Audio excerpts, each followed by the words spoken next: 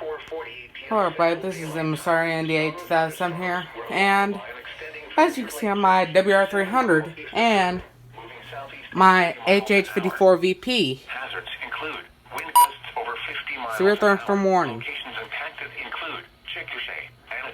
Unfortunately, I haven't missed it, and if we click here on the down arrow on my WR100, we have 1, 2.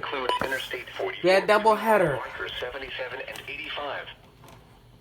The National Weather Service has issued severe thunderstorm watch number 405, effective until 11 p.m. Central Daylight Time.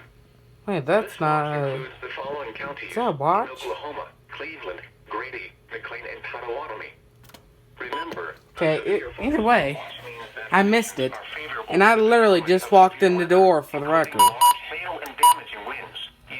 So, while severe weather may not be imminent, persons should remain alert for severe thunderstorm conditions and listen for later statements and possible warnings. Either way, I missed it, so I do apologize, but that is not my intent. Or internet sources for the latest severe weather information.